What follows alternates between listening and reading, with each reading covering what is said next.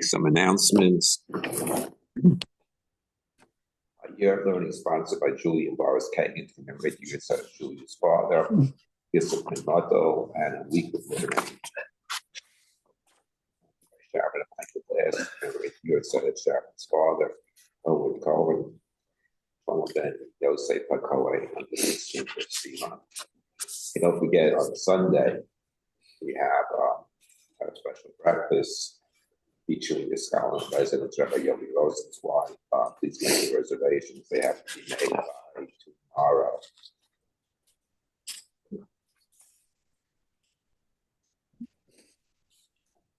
morning, everybody. Happy Wednesday.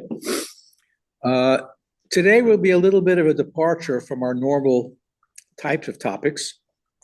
Today we'll have a little bit of an excursion into Jewish history. It's an area that unfortunately many people, if not most, are blissfully unaware unless they've studied it carefully. And there are many, many important events in the past that we should simply know about. Part of the discussion relates to our discussion of minhagim, how they started, how they flourished, disappeared. And there is an important minhag coming up this Friday. This Friday is the 20th of Sivan. And the 20th of Sivan was an important fast day in the Jewish calendar for many, many centuries. And I want to talk about what it's all about, why it's a fast day. You've probably never heard of it before. If you remember, the very first English translation of Kinos, Tisha B'Av, was from England by a fellow Rabbi, Reverend Rosenfeld. Very, very annotated English translation of Kinos. And in his edition, you don't see it too much in the modern editions of the Kinos, the Art Scroll and so forth, but in his original Kinos, which I still have at home, among the Kinos are Kinos for different communities in Europe in the Middle Ages that were destroyed during various persecutions. And some of them relate specifically to the 20th of Sivan, especially the community of Blois, B-L-O-I-S, in France. We'll get to that. There are many events in the Jewish history that the rabbis commemorated with a fast, or they commemorated it by not saying tachanun on those days, or not allowing you to fast on those days. There was a collection of writings, a book actually, called Megillas Tanis. Megillas Tanis is a list of all of the days in the Jewish calendar where you're not allowed to mourn, not allowed to fast. Many of those days no longer exist in our calendar except Chanukah and Purim. Chanukah and Purim are the only two things because Batlo Megillas Tanis. At some point, whether it was an active act by the rabbis or whether it was simply because of people's, not paying attention, whatever it was, it disappeared. I mean, there was Yom Troyanus and Yom Pappus, different days in the Jewish calendar when the Jewish community survived an attack or some non-Jewish person was very good to the Jew, whatever it may have been. There were many, many. It's a book, Megillas Tanis. It's referred to many times in the Gemara. But again, the only 2 days that survive from Megillas Tanis is Hanukkah and Purim. Obviously, if something happens, a major tragedy, one of the things that I don't understand is why the Jewish community hasn't 100% been behind Yom HaShoah. A major, major calamity affected the Jewish people worldwide, and it's not really taken seriously by too many people. Some people, okay, so we'll do Asar B'Teves will be our Yom HaShoah, because they didn't want to do it because it's the Israeli government that proclaimed it.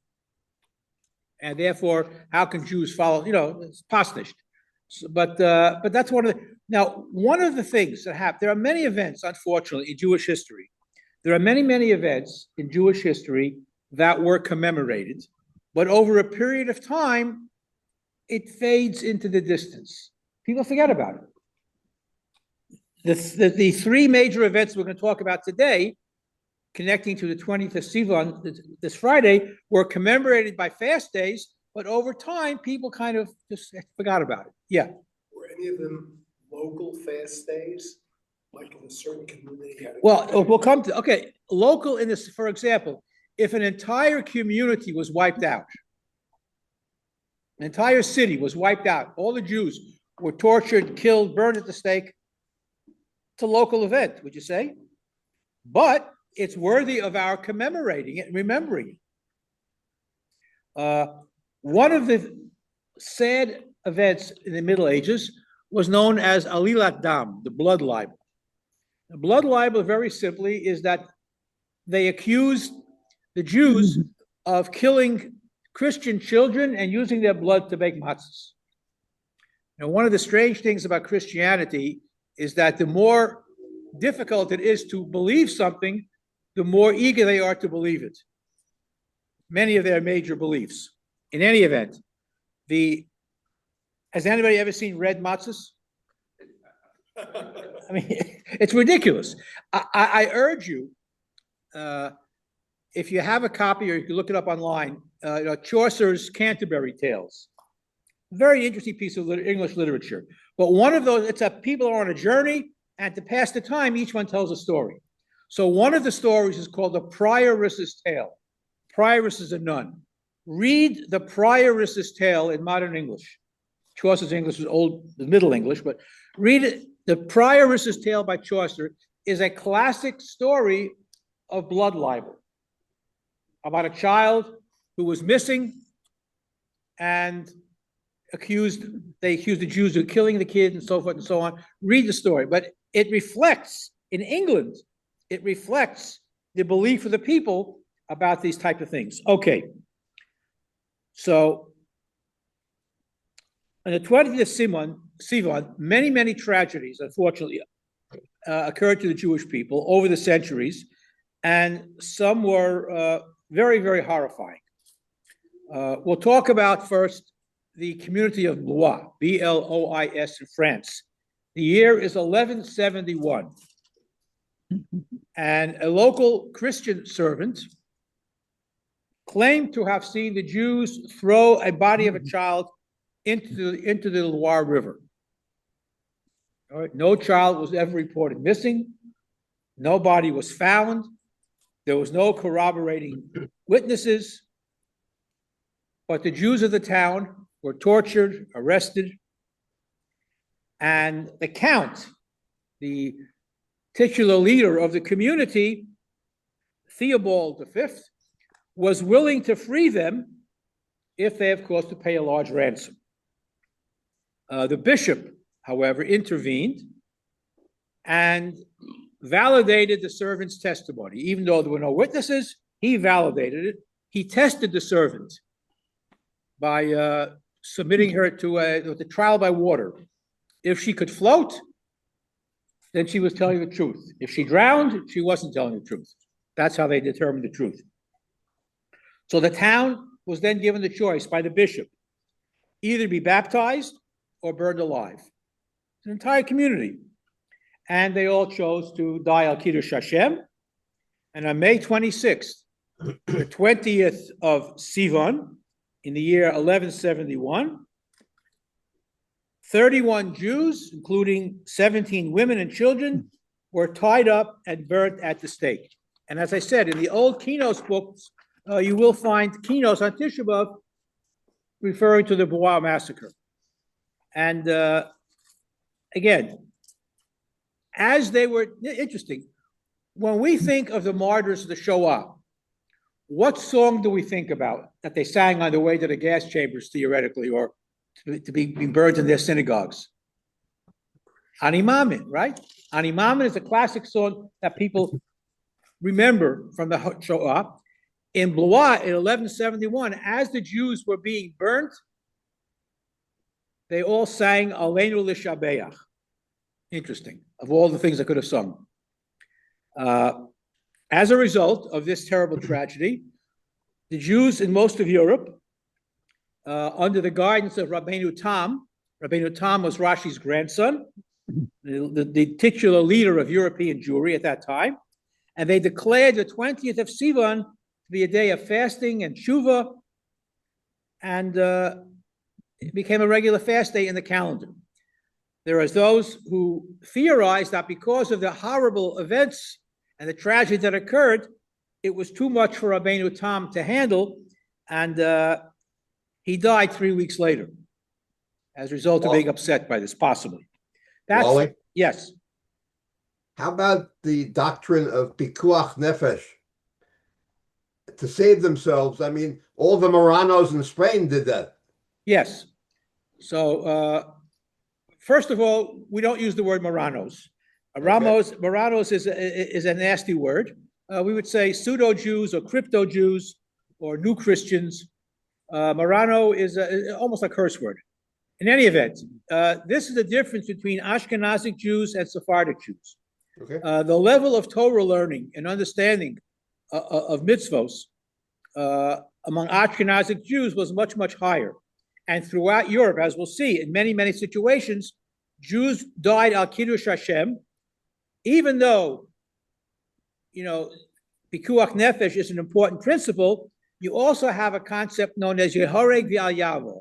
There are 3 cardinal mitzvos for which Jews must give up their lives rather than violate: Gilei Arayos, Shvichas Damim, and conversion. All right? Sexual immorality and murder and forced conversion. Those are the 3 lines you may not cross.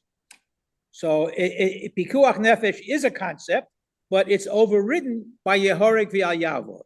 So, and again, in Sephardic Jewry, you're correct. The entire Jewish community of Yemen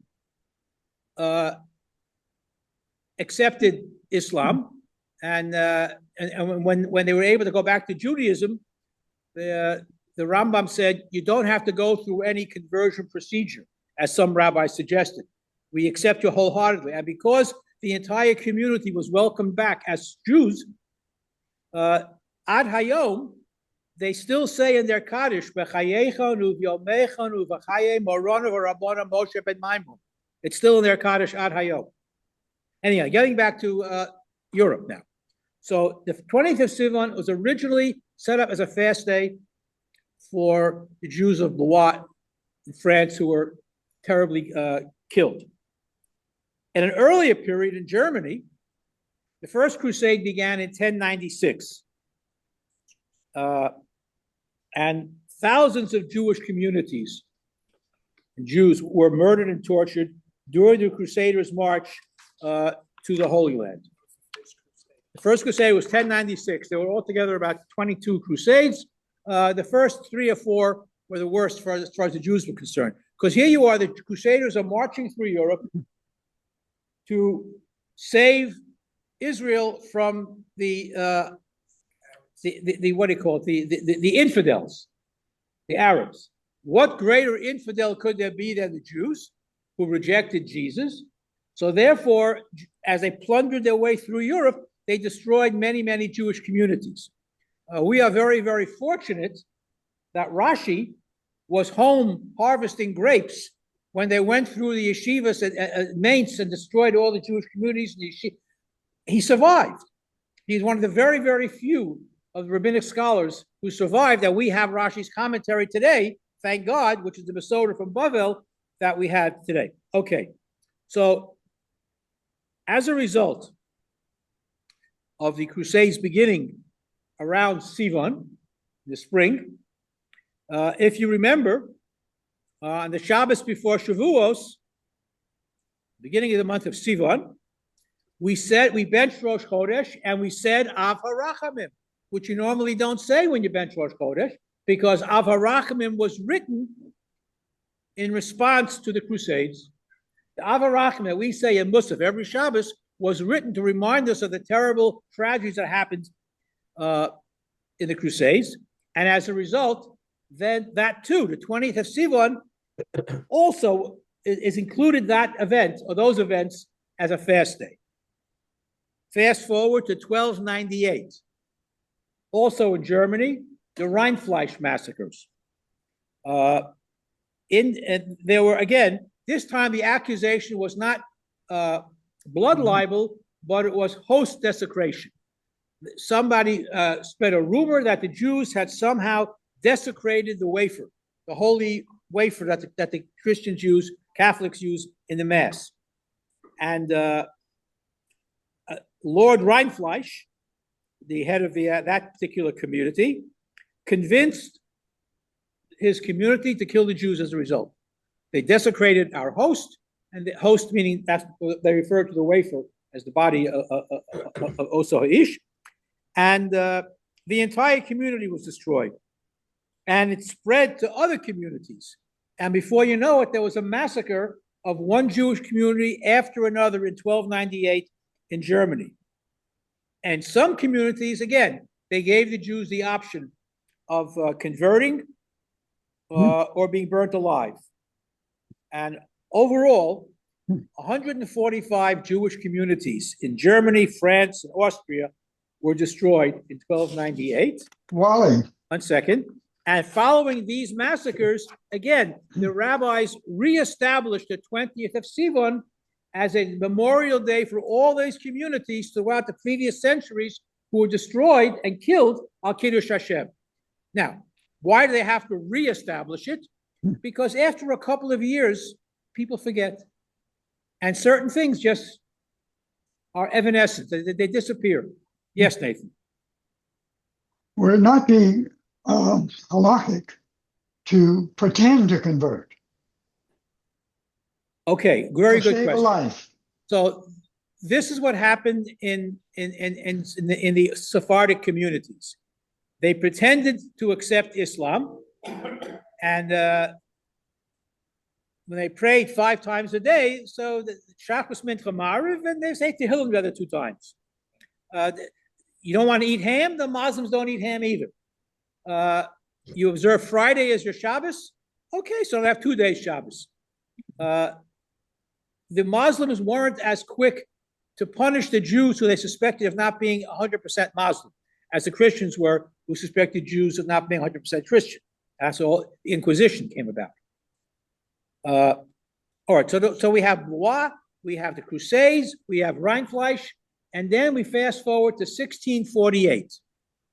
1648 and 1649 in the Hebrew calendar known as Tach V'Tat. Tafchet, Taftet.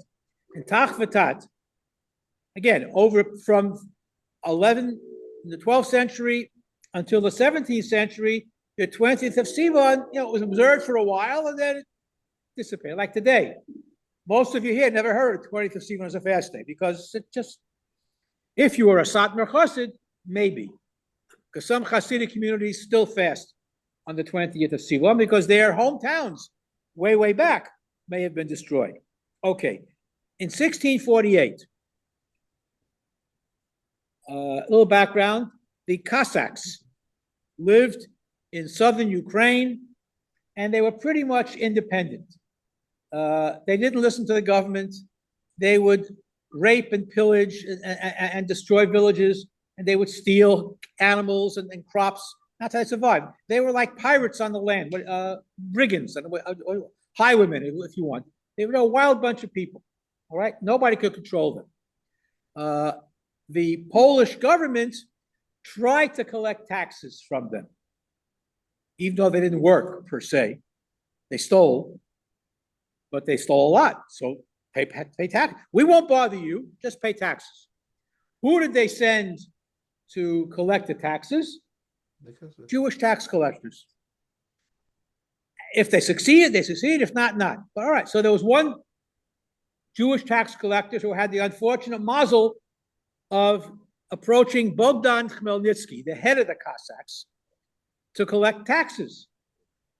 And a scuffle broke out. And unfortunately, in the process of the scuffling, his kid was killed. As a result of that, he took out a vendetta against all the Jews. Not only Jews, Catholics as well, all religious groups. And he went on a rampage. And in 1648 and 1649, they, known as Gezerot Tach V'Tat, they destroyed many Jewish communities throughout Ukraine, Poland, southern Russia, famous city of Nemirov, where the Tosfos Yontif was, and the Shach.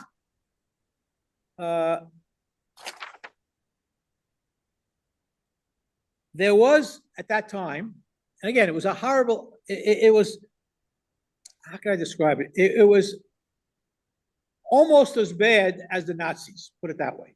The things that they did to people, we have chronicles. They would slit people's stomach open and put in live cats and sew them up again. They would cut the bellies of pregnant women. I mean, they would do horrible things. The Vad Arba Aratzot, the Council of Rabbis of the four major communities in Eastern Europe, proclaimed, again, they reestablished, again, the 20th of Sivan as a day of fasting for all those communities that were destroyed and all those Jews that were tortured and killed. The Tosfos Yontif signed on to that. The Shach, one of the leading rabbis of the time, wrote that not the 20th of Sivan, of course, should be remembered as a fast day. More importantly, what's so special about the 20th of Sivan? He said, it can never fall out on a Shabbos. Okay, this year it's a Friday. Until World War II, it was fairly common for many Jews in Poland before the war to fast on the 20th of Sivan. And again, it started in the 11th century, and then after a couple of years, it faded away. Then there was another horrible event that took place, it started again. And unfortunately, there were enough terrible persecutions and killing of Jews and torturing and burning them alive. If you read the chronicles of what took place and the diaries of rabbis from the Vad Arba Aratzot, it's just terrible, the things that they did. Not until the Nazis, Yimach Shumam, came around. But before World War II, there are many Jews who still fasted on the 20th of Sivan. Today, a few Hasidic groups still remember the day, but it's an important date on the calendar. Unfortunately, it's not even on the calendar. It should be. Interestingly, the period of Sivan between May and June in 1944, 500,000 Jews from Hungary, 500,000 Jews in 1 month were sent to the gas chambers in Auschwitz and Birkenau from Hungary. And again, after the war, the rabbis once again said, let's reestablish the 20th of Sivan every year as a memorial, as a fast day. Most people today are unaware of it, but hopefully this will be the last time we have to ever remember those type of tragedies. And going forward, our enemies should not be in a position to cause us to remember any more tragedy on the 20th of Sivan. There's enough tragedy in the world as it is. But again, most people today, it's not on their calendar. Most people don't fast, except for a few Hasidic groups. The 20th of Sivan, coming up this Friday, reminds us that our history, unfortunately, is replete with horrible tragedies perpetrated against the Jewish people for the sole reason that they were Jews. And the blood libel and host desecration and all those are the two major things that took place in the Middle Ages. But then again, you had Khmelnytsky in Tachvatat, who was vengeance because his kid was killed in an accident, and he blamed the Jews for it, even though the Jew didn't want to go there, but he was sent there by the government.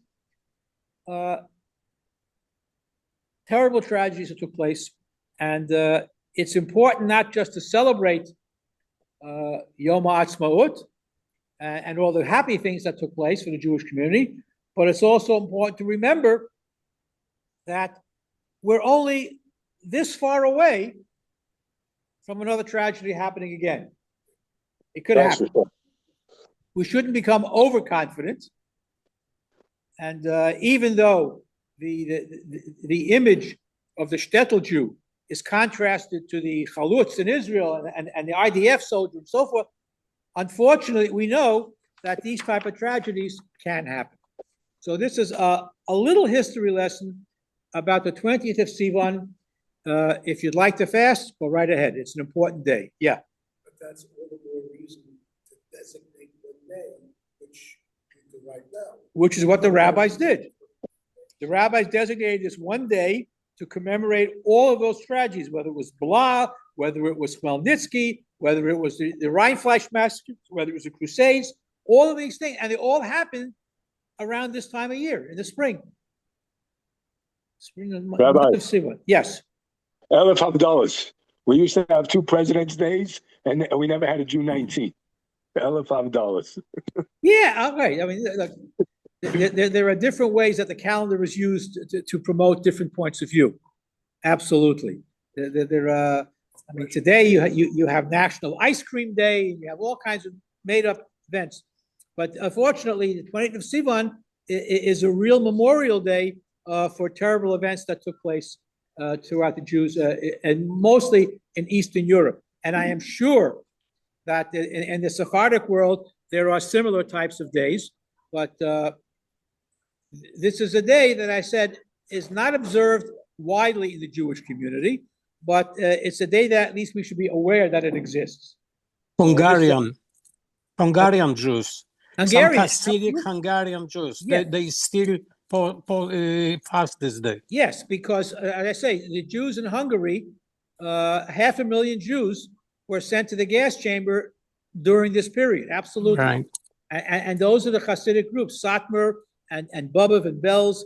They still observe the 20th of Sivan as a fast day this Friday. Yes, ma'am. From a historical perspective, if you say that everything has been good, but for the last 80 years, since after the war, has this been the best period in time for the Jewish Well, people? it's hard to say what's been the best period. What happens is when the Jews go through a period of tranquility, they forget events of the 20th of Sivan. And that's why every so often, every couple of centuries, the rabbis, in acknowledging a tragedy that did take place, say, we have to remember, and they reproclaim the day as a fast day that we shouldn't forget. So even though, thank God, we haven't experienced, wholesale slaughter of the Jewish community anywhere since the Holocaust, things are getting better, perhaps. But it's important to remember that it could change like that. Remember, because if you forget, that's when you get attacked again. That's right. We hope it'll continue, but we never know if. It is changing. Well, anti-Semitism, correct. Anti-Semitism is on the rise, and there have been events, and the ADL chronicles the rise and all the different things that have taken place. But you don't have, thank God, wholesale, burning of Jews at the stake anymore. You don't have pogroms. I mean, but again, you're right. We have to be aware. Anti-Semitism is on the rise. What's going on in campuses, what's going on in certain political communities. That's why the 20th of Sivan is an important day. Yeah. But they also say within the last 80 years, we've never had it so good as far as wealth goes. We always were very poor in Europe. And now, as a test. Okay. All of that is true. I don't know where we're going. Or, again. Consider the day that happened in Israel, the date in September after the massacre. October 7th. October 7th. October 7th. Yeah. Yeah, but again, there's always a danger in becoming too smug and too self-satisfied. One of the biggest blessings and curses of the Jewish people is to have a memory. And if you remember and you don't forget what happened, it's important, because sometimes people forget, and that's when tragedy occurs. And unfortunately, history has shown us, and it repeats itself, that we have to be aware that things can change on a dime. You can have a totalitarian leader in a country, anywhere in the world, and whether people support him or not, things can change overnight. and rules can go into effect, and laws can be passed. And all of a sudden, you go from a period of calm and protection to a period where you are persecuted. And it can happen like that. So we have to be totally aware. Okay, anything else? Okay, it's a bit of a downer, but it's important to remember this Friday, the 20th of Sivan. If you want to fast, go right ahead. And if you look carefully, you can even find slichos for this day. Wally, Yes, Nathan. excuse me, but I just didn't understand the answer to my question about whether it would be halakhically okay to pretend to convert in order to save lives. Okay, so this is the difference between the Ashkenazic poskim and the Sephardic poskim. The Sephardim will tell you yes, and the Ashkenazim will tell you no. I can take my choice. Yeah. Okay, thank you. I mean, there's even some possibility that when the Rambam's family went from Spain to Morocco on their way to Israel, it's quite possible that for a short period of time, he and his family, he was a child at that time, he was 13, he and his family might have pretended to be Muslims in order just to stay alive, in order to get from Morocco to Israel. So that there's even that possibility as well. Okay, have a great day. Take care. Yishem Anayim Baruch Me'atovi Ad Olam. Baruch Shechal Mishalo Tivachayinu. Uftuvo Agadol Tommy Lochasam. He who else on a Panisla Kolmitiv La Kolmitiv Mazon the Kolbrios of Asher Boro. Amen. Yal Brisco Shekos. Amen. Amen.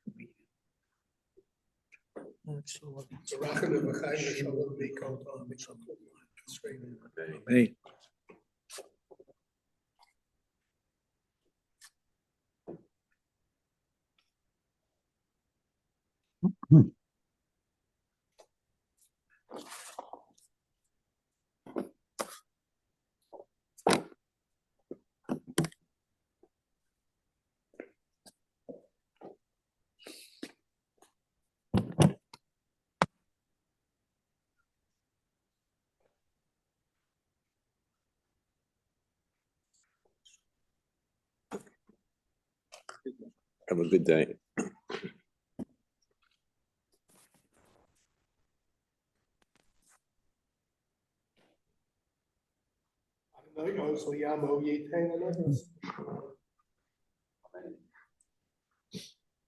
Thank you. Ah.